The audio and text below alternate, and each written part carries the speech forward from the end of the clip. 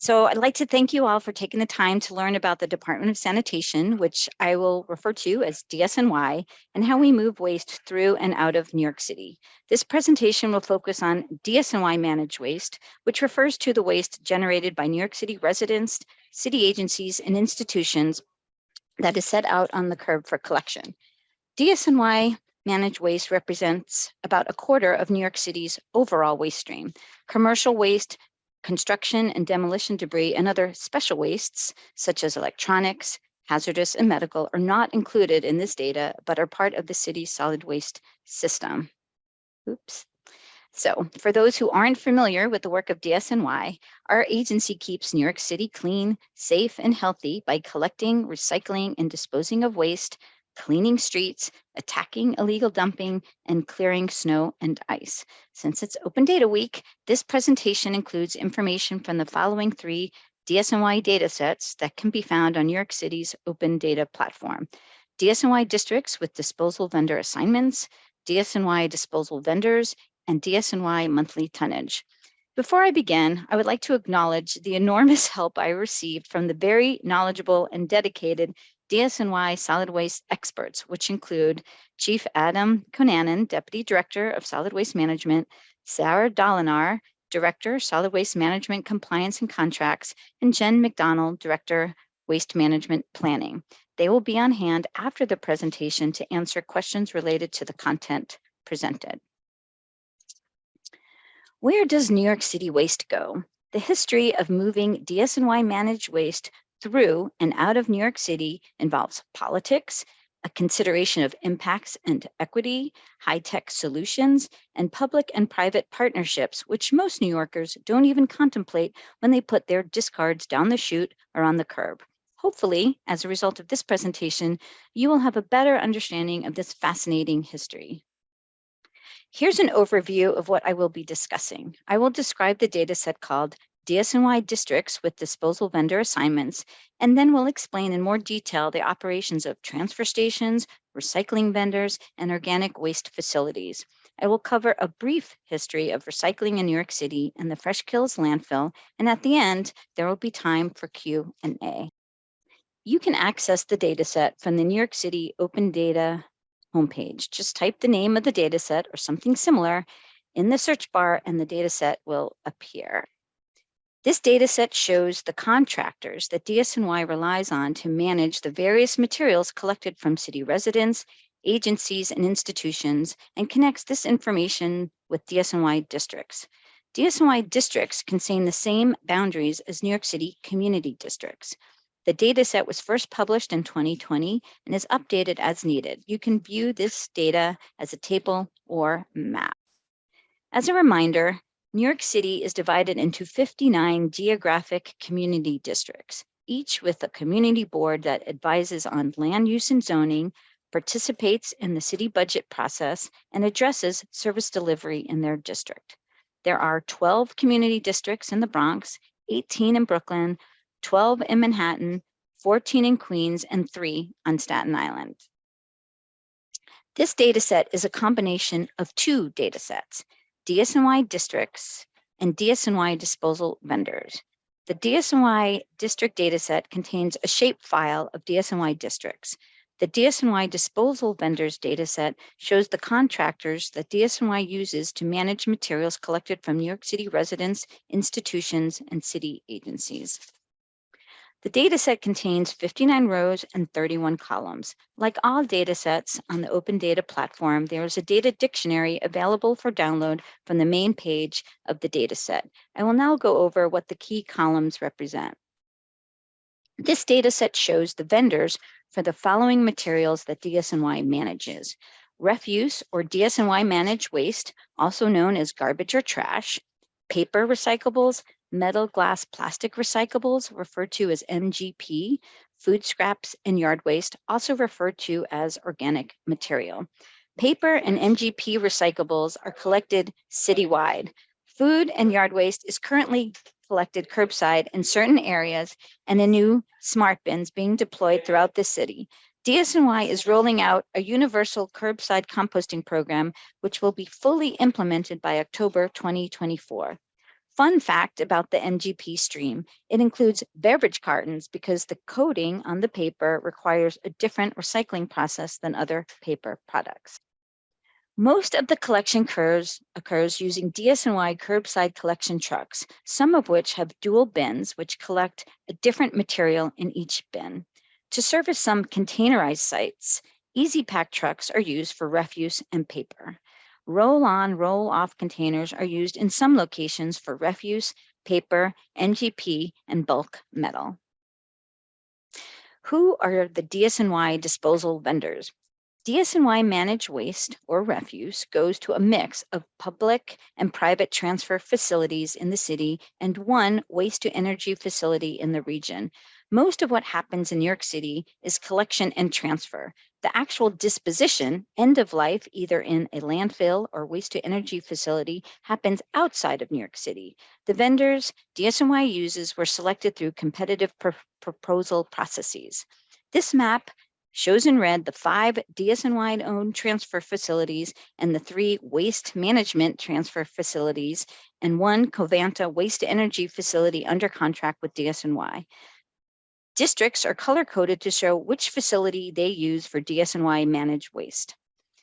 So the DSNY-owned transfer stations include East 91st Street, the North Shore Marine Transfer Station, Hamilton Avenue Marine Transfer Station, Southwest Brooklyn Marine Transfer Station, and the Staten Island Transfer Station. Contracted vendors include Covanta's Essex Resource Recovery Facility, Waste Management's Harlem River Yard Transfer Station, Waste Management Review Avenue Transfer Station, and Waste Management's Varick Transfer Station. This system achieves the following goals.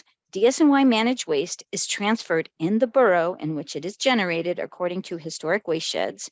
Truck traffic and emissions are reduced by sending waste out of New York City via rail or barge to rail in intermodal containers. And secondary or backup vendors, indicated in purple, are sometimes used to make sure that the system that manages over 10,000 tons daily keeps running smoothly. The following 2020 chart from the October 2021 Solid Waste Management Plan Biennial Update Report shows the throughput of these transfer facilities and the disposal locations accessed principally by rail in New Jersey, New York, Pennsylvania, Virginia, and South Carolina. Regarding the amount of DSNY managed waste handled at these facilities, it ranges from 450 tons per day to nearly 2,100 tons per day. The red text indicates a waste-to-energy facility. Overall, 30% of DSNY managed waste brought to these transfer stations goes to out-of-city waste-to-energy plants, and the rest, 70%, goes to out-of-city landfills. Who are the DSNY recycling vendors? DSNY managed paper recyclables go to 2 main vendors, Sims and Visi, that have contracts with New York City. Sims sends the paper it receives to Visi via barge under a separate contract. Visi uses the paper it receives at its plant on Staten Island to produce container board, which is used to make corrugated cardboard boxes and other packaging materials. DSNY managed MGP recyclables go to 4 different locations run by Sims Metal Management. At the large Sims Material Recovery Facility, or MRF, in Brooklyn, and the smaller one in Jersey City, commingled MGP is separated and sold to different material reprocessors so that it can be used as post-consumer feedstock by manufacturers. This map shows the Sims and Visi locations and indicates if the facility accepts just paper, just MGP, or both. Districts are color-coded to indicate which facility they use.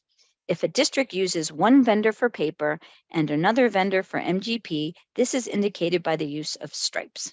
For example, all of Manhattan's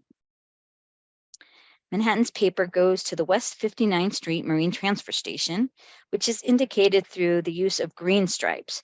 But part of Manhattan's MGP goes to Sims Bronx, shaded in brown, and the other part goes to Sims Jersey City, shaded in blue.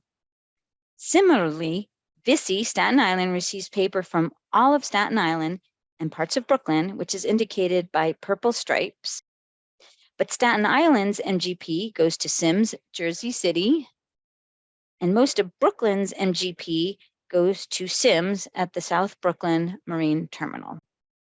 Who are the DSNY organics vendors? Given the size of DSNY's current curbside composting program, DSNY-managed organics materials go to 3 locations: Waste Management Barrack Station, Transfer Station, American Recycling's Transfer Station, and the Fresh Kills Compost Facility. Districts are color-coded to indicate which facility they use for their organic material. At Waste Management Barrack, yard waste is separated before processing and goes to Nature's Choice in Middlesex, New Jersey, where it is turned into topsoil and mulch. Processed organics go to the nearby Newtown Creek wastewater treatment plant in Greenpoint, Brooklyn. At American Recycling, yard waste goes to a compost facility on Long Island, and organic waste is sent to an anaerobic digester in Massachusetts. At the Fresh Kills Compost Facility, organic waste is processed into compost. Using the DSNY monthly tonnage data, which is broken down by district on the Open Data portal, and combining this with the DSNY districts with disposal vendor assignments dataset, you can make rough assumptions about where materials go if you attribute all the district tonnages to the primary vendor associated for that material. Focusing on the rough tonnages handled by each disposal vendor by material type, you can get a sense of the relative size of DSNY disposal operations. Looking at the rough figures from November 2022, you see that refuse or waste disposal represents 82% of the total tonnage, which in November 2022 came to a little over 214,000 tons. MGP and paper each represents 8% of the total tonnage, coming in at about 21,000 tons for the same period. Organics represents 2% of total tonnage in November, totaling almost 5,000 tons. Please note that when DSNY's Universal Curbside Composting Program is fully implemented in October 2024, this percentage will change. Let's take a closer look at DSNY's transfer stations. The Staten Island Transfer Station, known as SITS, is a truck-to-container-to-rail facility operated by DSNY, which began operations in 2006.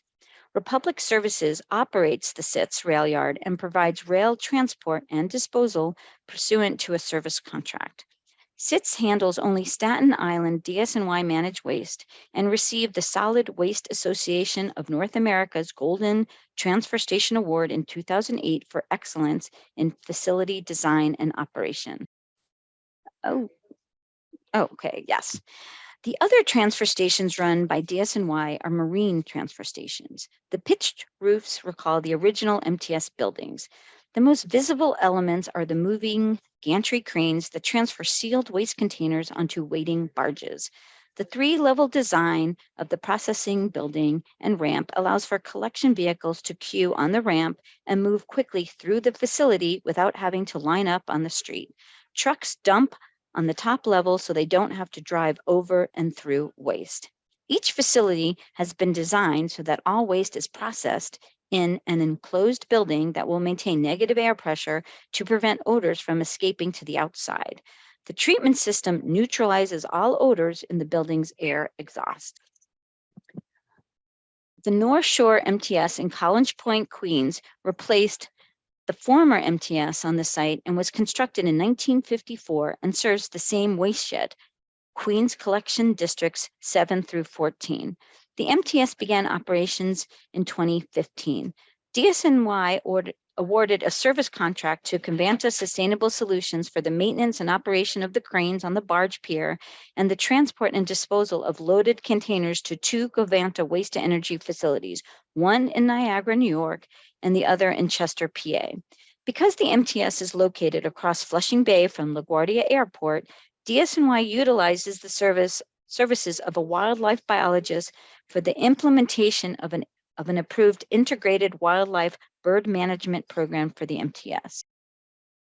The Hamilton Avenue Marine Transfer Station, located on the Gowanus Canal, replaced the former MTS at the same location and serves the same waste shed. Brooklyn Collection Districts 2, 6 through 10, 14, and 16 through 18. Full MTS operations at Hamilton Avenue began in 2018. DSNY awarded a service contract to Waste Management for the maintenance and operation of the cranes on the barge pier, in addition to the transport and disposal of loaded containers to 2 Virginia landfills. The Southwest Brooklyn MTS at Bay 41st Street was constructed on the site of the demolished Southwest Brooklyn incinerator to serve the same waste shed, Brooklyn Collection Districts 11 through 13 and 15. MTS operations began in 2018. As with the Hamilton Avenue MTS, DSNY awarded a service contract to Waste Management for the maintenance and operation of the cranes, in addition to the transport and disposal of loaded containers to 2 Virginia landfills. The East 91st Street MTS, located on the East River, replaced the pre-existing MTS on the site and serves the same waste shed, Manhattan Districts 5, 6, 8, and 11. The MTS began operating in 2019. As with the North Shore MTS, DSNY awarded a service contract to Covanta for the maintenance and operation of the cranes and the transport and disposal of loaded containers to 2 Covanta waste-to-energy facilities, one in Niagara, New York, and one in Chester, Pennsylvania. The best way to understand how DSNY marine transfer stations works is to see them in operation. Here's a time-lapse video assembled from still photos by DSNY's Director of Photography, Michael Anton, that shows what happens at the 91st Street Marine Transfer Station. In this video, you will see DSNY's trucks dump trash onto the tipping floor, large front-end loaders and other machinery move the trash into sealed containers, and large cranes placing the sealed containers onto floating barges, which are then moved by tug for disposal.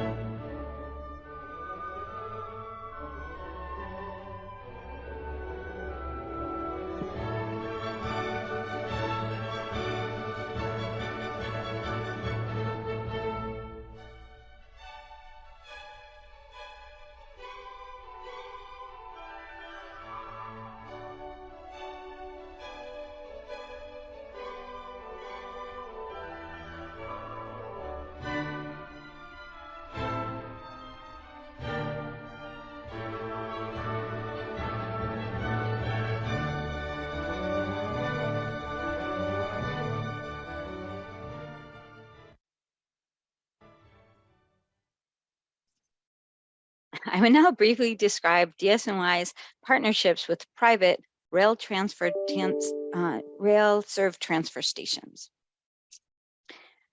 Harlem River Yard, located in the Bronx neighborhood of Mott Haven, owes its name to the property's prior and current use as a freight rail yard, but only a 20-acre portion of the 96-acre site has been retained for intermodal rail use, with rail traffic to and from the yard limited to municipal solid waste shipment. In 2003, Waste Management was awarded a service contract to containerize, transport by rail, and dispose of DSNY-managed waste from the Bronx, the waste shed historically handled by the former DSNY South Bronx Marine Transfer Station. Service under the contract began in 2007.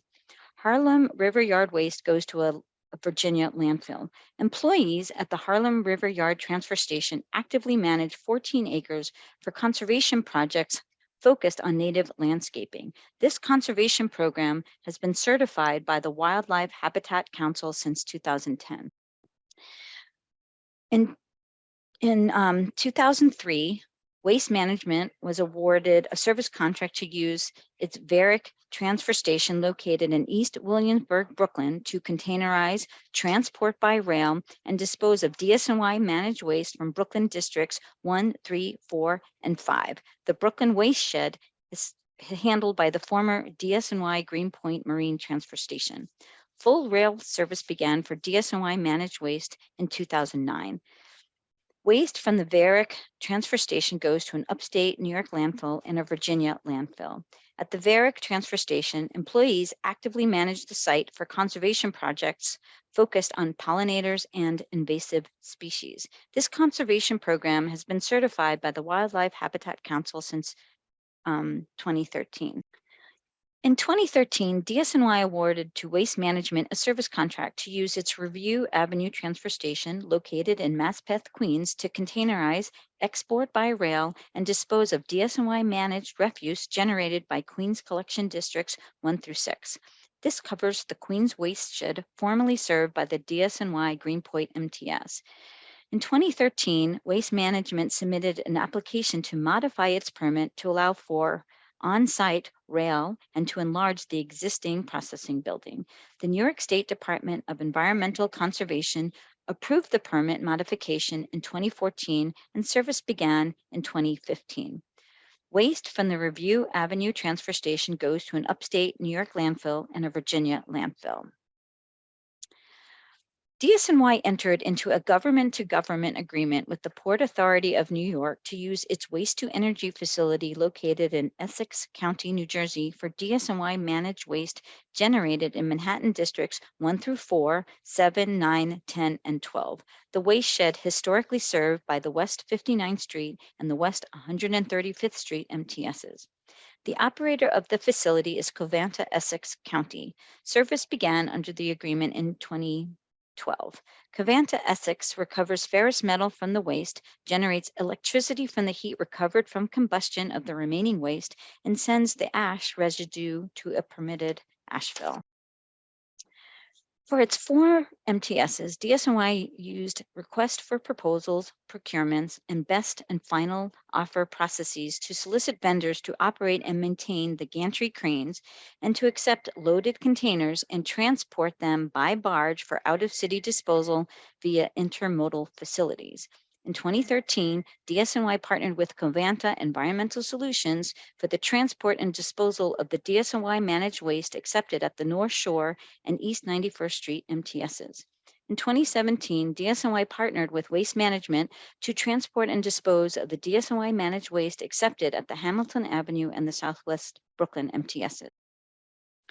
Through the partnership with Covanta, DSNY managed waste from the North Shore and East 91st Street MTSs goes by barge to the Global Container Terminal on Staten Island and then by rail to Covanta waste-to-energy facilities in Niagara, New York, and Chester, Pennsylvania. GCT New York is a full-service container and cargo handling facility located on Staten Island near the Goethals Bridge. Situated on 187 acres, the terminal is readily accessible to major truck routes, fitted with on-dock rail service, and has one of the highest volume cargo capabilities in the New York Harbor. Through the partnership with Waste Management, containers filled with DSNY-managed waste from the Southwest Brooklyn and the Hamilton Avenue MTSs travel by barge to Waste Management's Elizabeth Marine Terminal that is located under the Goethals Bridge on the New Jersey side. From there, the containers are drayed to a nearby rail yard and transported via rail to landfills in upstate New York and Virginia. A dray is a portion of an intermodal shipment where the box, trailer, or container on chassis is towed by a truck tractor. You can think of drayed as a synonym for towed when the towing is done by a truck tractor. Republic Services operates the SITS rail yard and provides rail transport and disposal of all of Staten Island's DSNY managed waste pursuant to a service contract. The disposal site for the waste is the Lee County landfill in South Carolina. Now I will describe the operations of New York City's recycling vendors. The Pratt Industry Paper Mill on Staten Island is the borough's fourth largest employer with about 250 workers. Pratt, formerly known as Visi Paper, was the first manufacturing company to settle in New York City in 50 years when it opened its Staten Island paper mill in 1997, and is the largest industrial manufacturing facility in New York City. Originally, all the paper produced at the Pratt location was shipped to other states for reprocessing. In 2008, the factory expanded to produce cardboard and became what is known as a millugator, a paper mill and a corrugating factory under one roof. The West 59th Street MTS is operated by DSNY to receive all of Manhattan's mixed paper recyclables, which are then barged by Visi to its paper mill on Staten Island. The West 59th Street Marine Transfer Station sits on Pier 99 in the Hudson River, where refuse has been dumped into barges since 1939. In the 1980s, the 59th Street Marine Transfer Station was slated for demolition. After the transfer station's reconstruction in the 1990s, artist Stephen Antonakos installed neon lights that trace the outline and windows of the shipping station, which are visible from the Hudson River. Here is a short video created by DSNY's Director of Photography, Michael Anton, that shows the movement of paper recycling from 59th Street.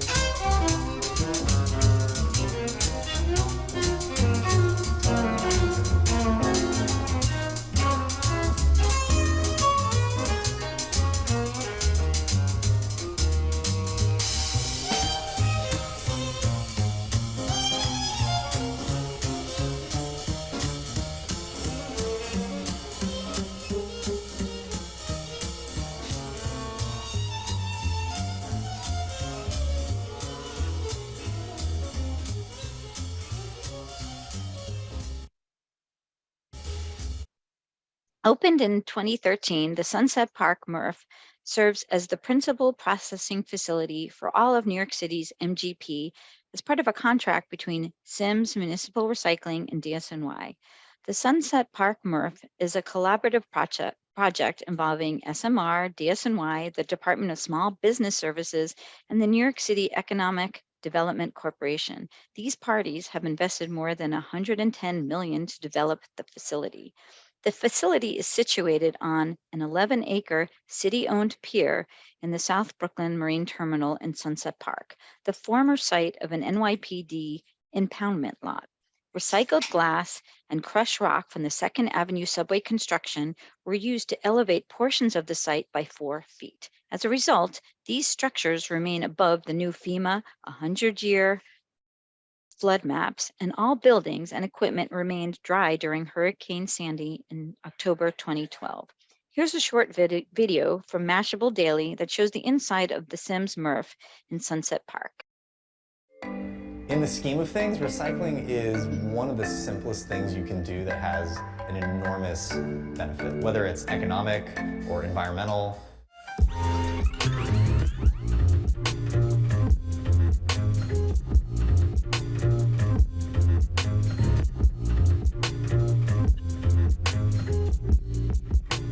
All of the city's metal, glass, plastic, and cartons, chances are they come here to get sorted.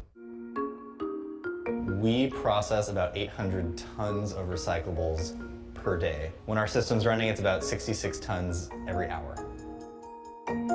Out of everything that comes here, we see a lot of glass by weight. We see a lot of plastics. Probably 8% of that are just water bottles. So the journey of a plastic bottle, you use it, you're throwing it in your blue bin. The first step, that bag of recycling holding that water bottle is going to get opened up. Right after that, it's going to be passing over a disc screen, which tries to break up the glass and other small items. It's going to pass underneath a magnet. It's not magnetic, so it just continues on. That bottle is going to go under a series of optical sorting cameras. So your water bottle is probably a #1 plastic. So we have one camera in particular looking for PET. When it passes under that camera, the camera registers it and then triggers a jet of air to shoot out that bottle from everything else. It's now in our plastic line for just #1 plastics. It'll probably go through one of our quality control booths. Then that bottle will drop down into one of our bunkers. As that fills up over the course of the day, it gets released into the final conveyor belt, into the baler, where it's getting compressed into a bale. We find a customer for it, and then it's off to get processed into something new.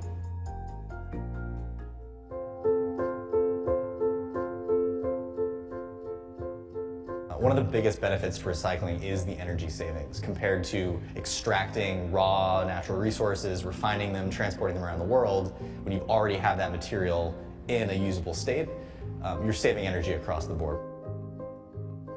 We estimate that about half of the recyclables in New York City do not come here, and they're being littered.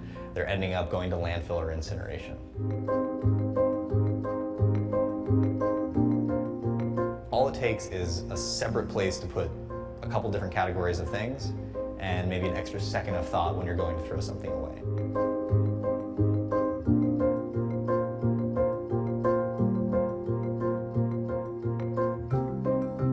I would just ask that most New Yorkers just try a little bit more.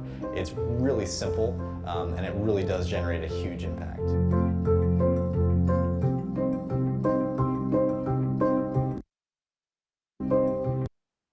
Next up is info about New York City's organic waste facilities.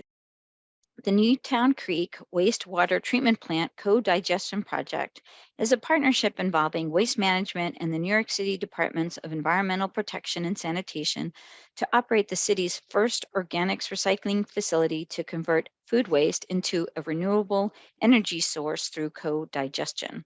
At Waste Management's Varick Solid Waste Transfer Station, food waste is processed into what is called an engineered bioslurry, a high-quality, consistent slurry with more than 99% of the physical contaminants removed. The engineered bioslurry is delivered to DEP's Newtown Creek Wastewater Treatment Plant, where it is added to the plant's anaerobic digestion system to increase the production of biogas methane. The biogas is transferred to the natural gas grid and delivered to customers for electric power generation, residential and commercial heating, and other everyday uses. DEP's Newtown Creek wastewater resource recovery facility has converted sludge to biogas for decades, but began co-digesting it with food waste in 2016. The Staten Island compost facility, located on the long-closed Fresh Kills landfill, currently takes school organic waste from Staten Island to produce high-grade compost. DSNY Staten Island compost facility, built in 1990, initially accepted leaf and yard waste from landscapers. The facility is owned by DSNY and is operated by We Care Denali.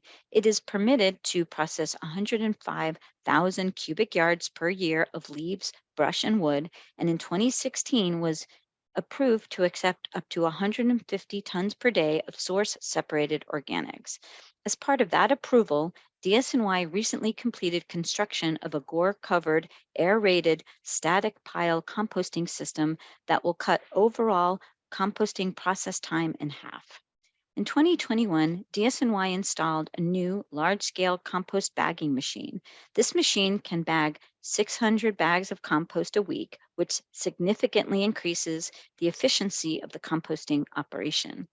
The high-grade compost created at the facility is made available for free to nonprofit organizations, including community gardens, New York City Department of Parks and Recreation, and other city agencies. Some compost is sold to landscapers and farmers.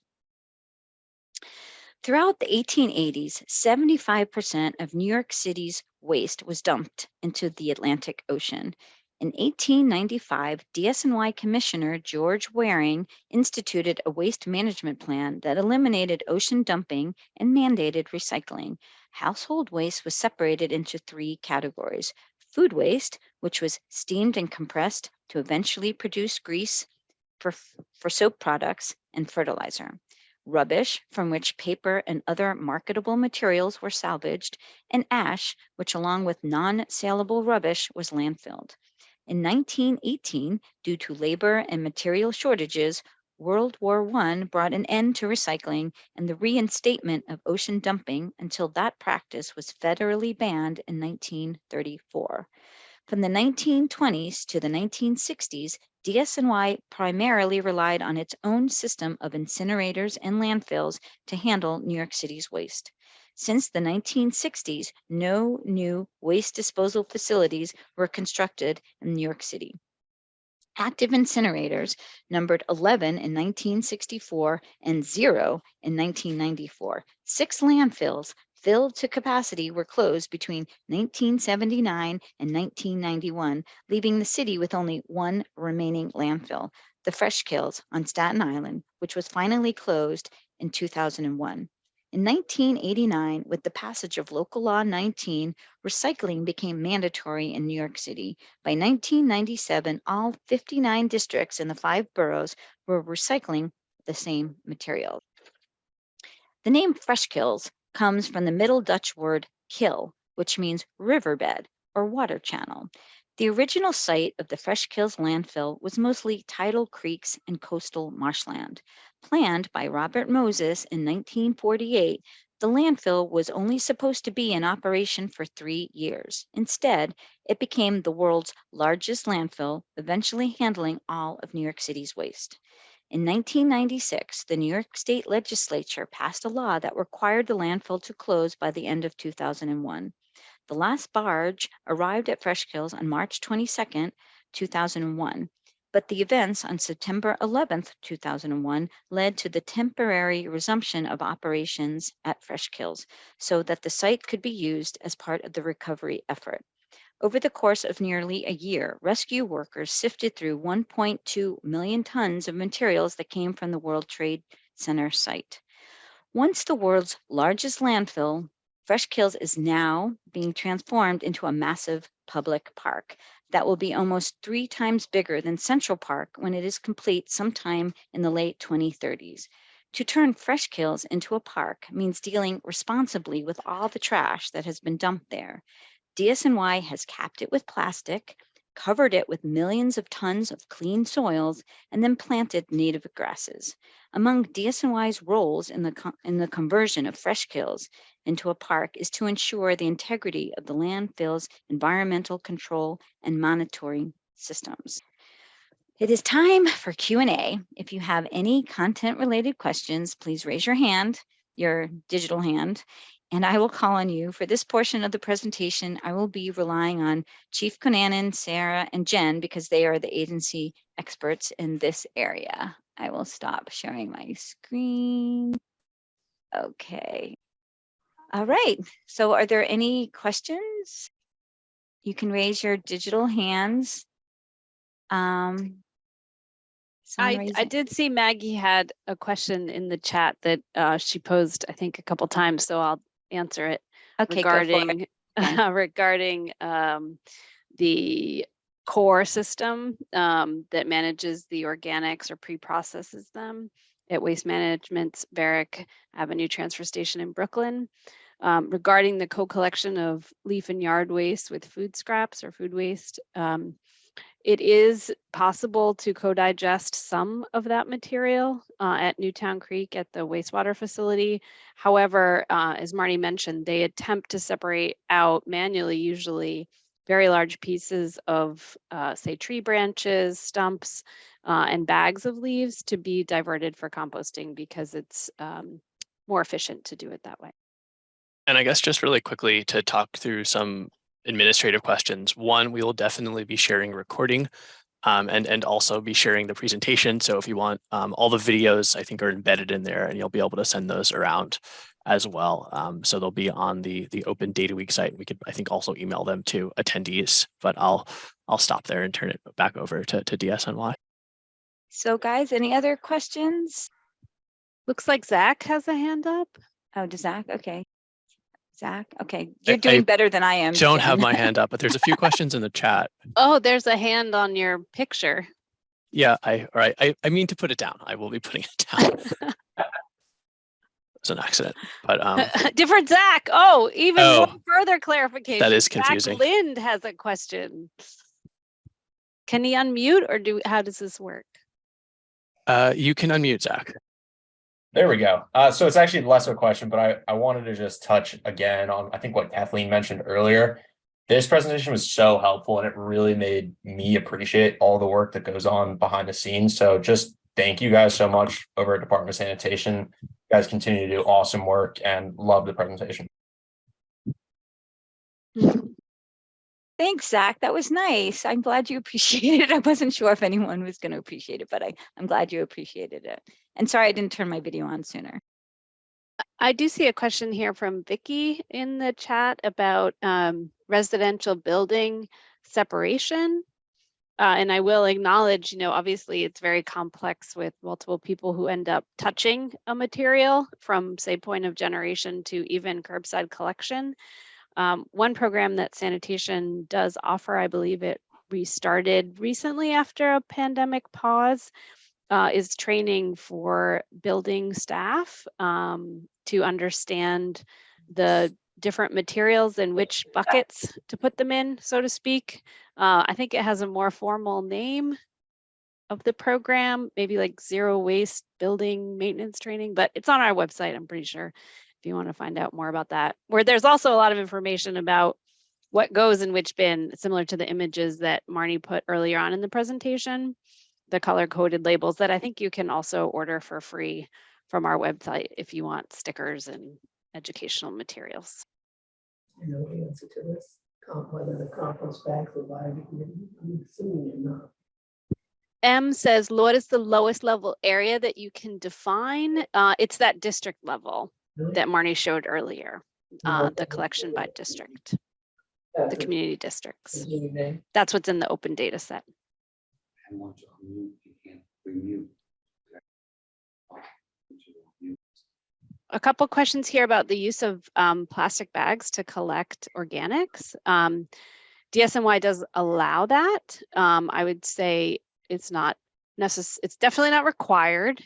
And some would say it's not the preferred option. I guess it depends on the logistics, again, of what's easiest. We want to facilitate participation, and keeping a bin clean helps with that. We do allow the use of plastic liners or paper or certified compostable liners. The vendors who receive our material are required to have mechanical equipment to separate and remove the plastic prior to final conversion. I see Charlene has a hand up. Yeah, I just wanted to add on to what Zach said, and I really enjoyed this presentation, and even learning about the history of sanitation in New York City. I'm so glad that we are not dumping trash in the ocean anymore. And I had a question regarding the data sets available on the zero waste initiatives. So I know DSNY, like with the expansion of composting, I've seen the bin starting to show up in my neighborhood. But I know that there's also a Refashion NYC textile collection program, but I haven't really been able to find any information on like where those bins are located, or the use of them, or even the tonnage that's collected from them. And if you don't know, would you be able to connect me with a team that might be able to have that information? Yeah. I know Staten Island tried a pilot in a couple of sections last year. I do not know how successful, nor do I know what type of data they got out of that. I'll speak with the people at Open Data and provide the contact information for the group that can give you those answers.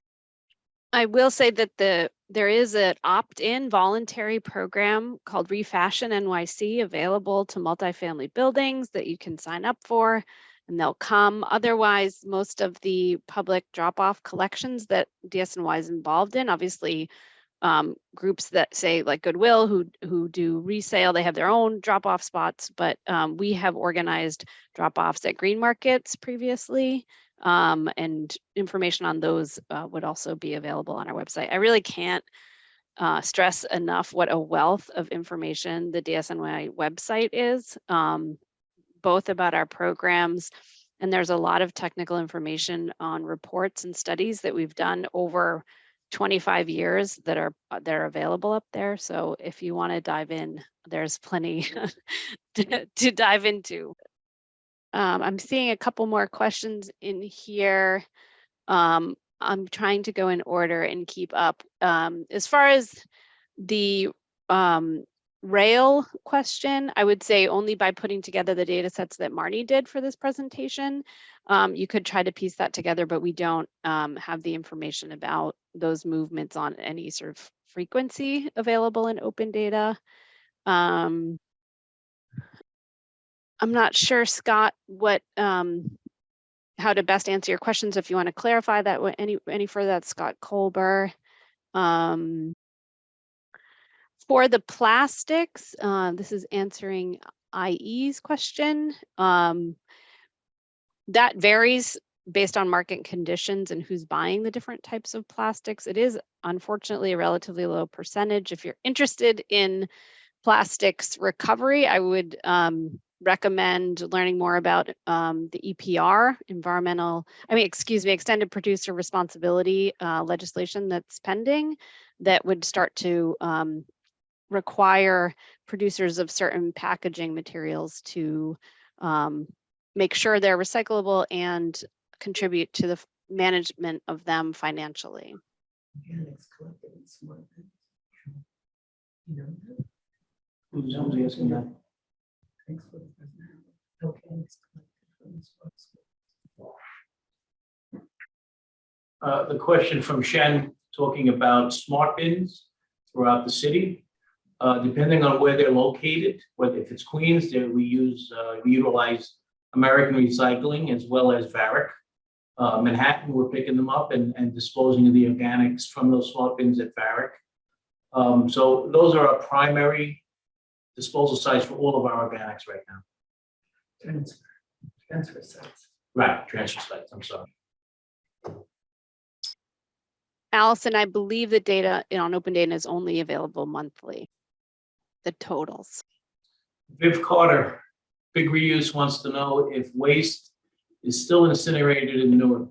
Yes. Yes, all of the Manhattan waste collected goes over to the From the Essex. west side. From the west side, goes over to the Covanta Essex County incinerator. And it's incinerated there at the waste to energy facility. I don't know. Maggie Clark. Maggie, what capture rates are you asking about? Where can I find capture rates over the years? Maggie? I see you up there. Are you on mute? What capture rates are you asking for? Recycling? Okay, I can actually talk. That's good. Yeah, in other words, for each type of recyclable and organics, what percentage is captured, is collected versus the total that is available to be collected, and per district, per month. We don't have, our Bureau of Recycling and Sustainability would have those numbers. We can, again, provide a link and contact information for that. What I would add is we generally calculate those on an ongoing basis using the results of the waste characterization study. It's not something we measure frequently because it's very labor intensive to sort through and come up with what a capture rate is. And for those who may not know that terminology, it refers to, of all the available recycling, and this was mentioned in the Sims video, we only maybe get half of what's available that's set out at the curb, and we would call that the capture rate. So the only way to accurately measure it is to take, say, all of the trash from a given location for a period of time, sort it all out, see how much was put in the correct recycling bucket versus the trash bucket for those items that are recyclable, and then calculate that rate. So we do that periodically, usually about every 5 years with the waste characterization study. That's one of the studies that I mentioned is available on our website. And we are in the process of doing another update of that count as we speak. So there should be another report in a year or two looking at how we're doing with capture. I think I've seen some of this data somewhere. And over the years, whenever I've looked for overall capture rate for recyclables, it's been about 50%. Is that about right? This 50% number goes back quite a ways. I think it seems reasonable. You could sort of gut check that with our what we know about the overall waste stream. And Marni showed some of these numbers. If we assume there's about 1,200 tons a day, and she was looking at monthly, so, multiply that by 30. And then if you look at the waste characterization study, we know like what percentage is recycling, and then we look at how many tons were recycled. You can sort of try to match them up if you use a defined time period. But again, we don't go out in the field and remeasure capture rate on a frequent basis because it's very labor intensive. And thank you so much for all the questions, and again to the DSNY team for the presentation. I know there was a question that came in about how to work with some of this data, and we do have discovering open data classes both this evening and tomorrow evening as well as at the School of Data conference on Saturday. If you go to nyc.gov/discover open data, you could find more there. And I think just in the interest of time, I don't know if we want to take another question or two from the DSNY team. I know we keep going here for a while, and certainly if you do have questions, please do send them in, and we'll make sure that they get answered.